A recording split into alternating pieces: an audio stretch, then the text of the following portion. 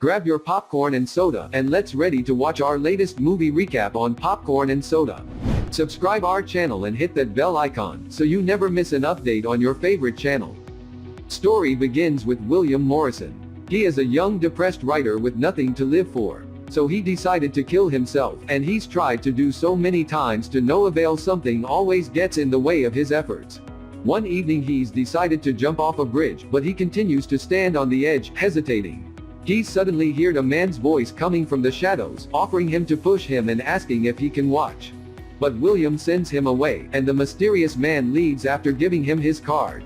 Even when William assures that nobody can help him anymore, William finally jumps, but once again he fails. He's fallen upon a party yacht. The next day William has a meeting with his boss, who advises him to find something to distract himself from the horrible reality. He points out the people William has saved, working as a lifeguard in the leisure center. But his last one was a year ago, so William doesn't find it very comforting. Since he won't improve his attitude and lately he never goes to office. His boss decides to fire him, because he has no other choice. Now unemployed and feeling even more depressed, William goes back to his apartment and its walls covered with posters detailing suicide plans, plot ideas and doodles. After finding yet another letter from a publisher turning down his manuscript, William searches for pills in the bathroom, but all the bottles were empty. He then tries putting his head inside the oven, but the gas isn't working because he hasn't paid his bills. At night he's brooding around the apartment smoking, then he remembers the card the mysterious man had given him.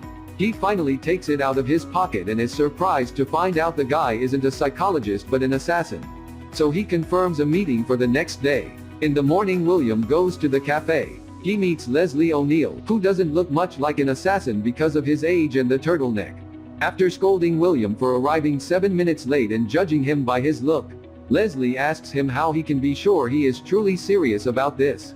So William tells him the bridge had been his 7th time trying to kill himself, 10th if they count cries for help.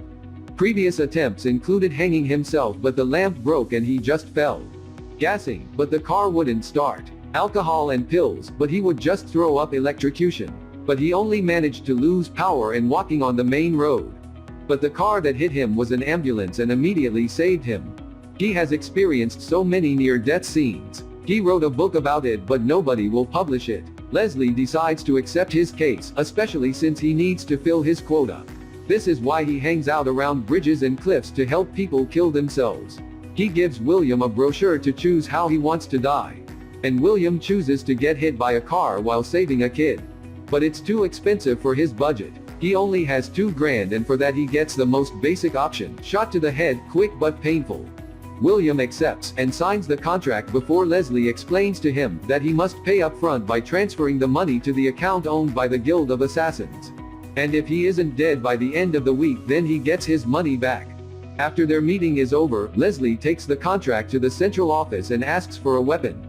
While looking at the man that was chosen Hitman of the Year, Ivan, he's doing so well. His list of murders doesn't even fit on the board. In the evening he returns home where his wife Penny and his birds receive him warmly.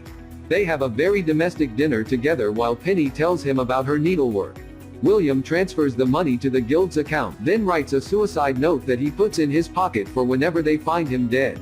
Next morning during breakfast, Penny tells Leslie about some cruise options she's been considering, but when Leslie protests, she realizes he's broken his promise and he won't be retiring this year. Later, while following his next victim, Leslie receives a call from William, who tells him he's transferred the money but he also wants to get some things done first. So wants to know when Leslie will kill him. Leslie hangs up on him after telling him he's in the middle of a job, and this inspires William to write down a book idea about an assassin that only kills people that want to die. He describes Leslie as some smooth spy, but the truth is he's just an average guy that just happens to kill people for money, and has normal people problems like arguing with a cop over a parking ticket and then going back home to play cards with his wife and friends. Next day a publishing company calls William, and tells him they want to meet to discuss a possible deal for his book next week, since by then he'll be dead. William requests for the meeting to be tomorrow and the editor accepts. When the talk is over, William rushes outside to see Leslie, who has been watching him from his car. He tells him about the publisher's call. He asks him if they can wait a couple more days before doing the assassination, so he can finish the book deal first. Leslie accepts, but as soon as William goes back inside, he writes down the name of the restaurant as his next destination. The following day, William meets with editor Ellie Adams at the restaurant. While waiting for her boss to arrive, they discover they have a similar sense of humor and Ellie calls William interesting. The chief editor Brian Bentley arrives, then showing what a cretin he is on the phone. When they start discussing the book, the contrast is clear. Brian wants to do an idiot's guide to suicide and sell it as edgy, while Ellie wants to present it as a personal insight into the world of suicide to connect with desperate and lonely people. Brian also wants to release the book the same day William kills himself as part of the marketing campaign. When Ellie mentions the message he wants to pass on, William tries to explain that he sees death as nothing to fear, and it's something we all have in common. Ellie understands and feels a connection to him, but Brian starts oration about young people oversharing their personal drama, like the cretin he is. William notices Ellie's pen falling to the floor, and bends over to pick it up at the exact moment a bullet is about to hit him, so it ends up killing Brian instead of William. Leslie is in a nearby building shooting from the window. And when William sees him, he makes hands gestures to try to get him to stop. Leslie doesn't care and shoots again, and this time a waiter walks by in front of his target and receives the shot. William and Ellie hide under the table and smoke together. Leslie decides he's had enough for today and returns home. As soon as he enters his house, Penny tells something is bothering her husband and does her best to comfort him when she learns he made a terrible mistake at work. Then she starts complaining about the other women from her club, and how nervous she is about her pillow needlework not being good enough for their standards. And Leslie listens her patiently and reassures her she's fantastic, while using a toy to test his reflexes because he's worried about the shots he missed earlier. The following day, Ellie visits William at his apartment. She found his address on the manuscript. She wants to start working on his book because she has nothing else to do. The company gave her a few days off to deal with the trauma of what they saw. She doesn't look too sad though, in fact she seems glad with Brian's death. Because he was a cretin and she'll get promoted. After inviting William to join her and her friends on writing nights, she insists on arranging a schedule to work on his book. But he refuses, seeing as he's going to die soon. Ellie continues to push, reminding him people could connect with the book, and he would not feel looser more. So William sees no other choice but to confess. After hearing about Leslie, Ellie thinks it's crazy to outsource suicide. So William calls Leslie to end up the deal. They are both suddenly shocked by a ringtone coming from the bedroom, and when William goes to check, he finds Leslie about to escape through the window. William asks him to call the whole thing off, which angers Leslie, because he's only one kill away from filling his quota. So he decides to shoot William right now. William closes the door rushly and runs back to Ellie, dragging her by the hand with him to leave the building together. Leslie goes after them, but he misses every shot. As they go down the stairs, once they reach the streets, William and Ellie find a cop and steal his scooter after Ellie punches him. As they drive away, Leslie tries to stop them but ends up killing the police officer. Now he has to hide the body, but while he takes care of that, two men from the guild show up and kidnap him. Then they takes him to see their boss, Harvey, who strongly scolds him for all the people he killed by accident. Especially Brian, who already had a contract on his head, and Leslie took him from another assassin's list. Harvey fires Leslie for all those mistakes and tries to gift him a clock that Leslie turns down. After leaving, Harvey points out he's become a liability and orders Ivan to kill him. At night, William and Ellie arrive at a cabin in the woods that used to belong to Ellie's parents, who are now dead. While drinking wine in front of the fireplace, William notices the cut marks on Ellie's wrist. While talking about their experiences with suicide, Ellie tells him that during the car crash that killed her parents, she was dead too for 10 seconds. That felt like nothing, pretty much just an empty void. On the other hand, William's parents were crushed by a piano that fell of them on the street one afternoon when they went out for ice cream. His mom died instantly, but his dad still got some minutes left, which made William think he would get to hear some powerful last words. But unfortunately he died without saying anything, and this taught William that life has no hidden meaning. Seeing as there's no way to cheer him up, Ellie pretends to accept killing themselves. So she brings 2 knives and gives one to William, as she points out dying will not teach them what the purpose of life is, living will. These words resonate with William, who discards the knife and kisses Ellie. The two of them make love in front of the fire. Back in the city, Penny is excited to hear Leslie is retiring, and she's ready to book a cruise. But Leslie asks her not to get ahead of herself yet. Without work, Leslie feels rather useless. When he mentions he doesn't want to retire yet, Penny tells him that he shouldn't do it because while she has been waiting for this moment for many years, they won't be happy if Leslie doesn't mean it. She also tells him to show Harvey what great shape he is still in by finishing the contract and filling his quota. In the morning, before leaving for her club needlework competition, Penny gives Leslie a knife. He also leaves the house after finding Leslie's address on her bank statement. So when Ivan arrives and breaks in, there's nobody left in the house except the little birds.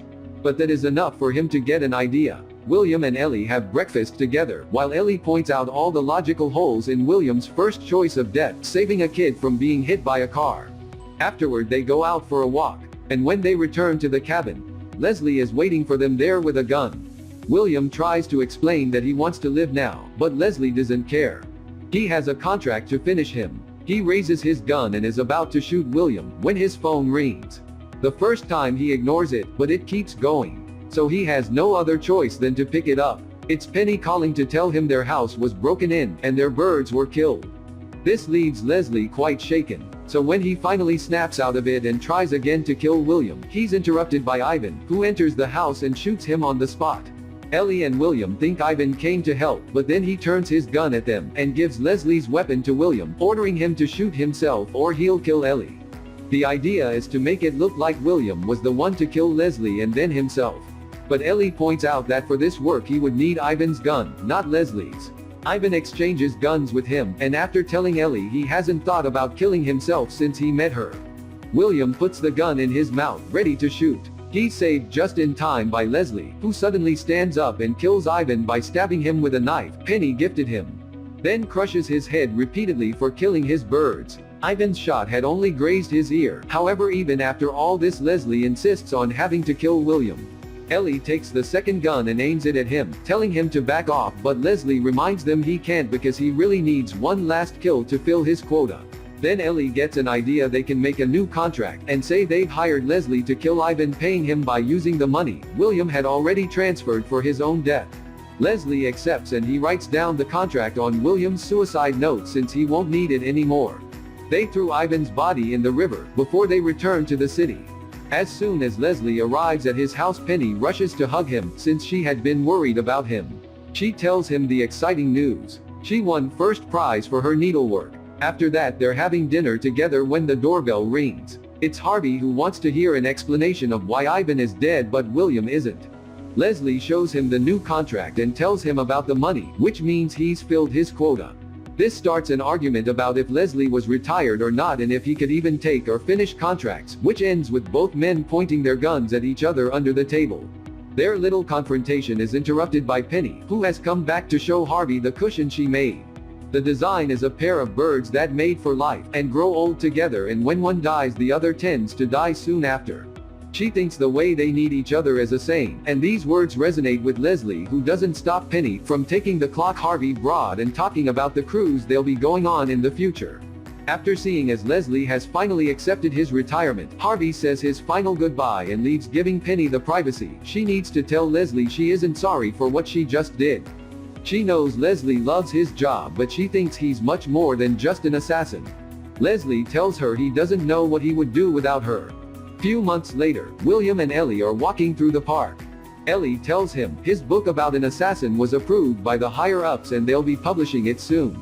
William admits living isn't so bad and kisses her. At the moment, when he sees a kid running to the streets to gain his ball back, William jumps in front of car to save the boy, getting hit by a car in the process. Ellie rushes to his side after asking people to call an ambulance, and William asks her to lay down with him. While they hear everyone around, they clap.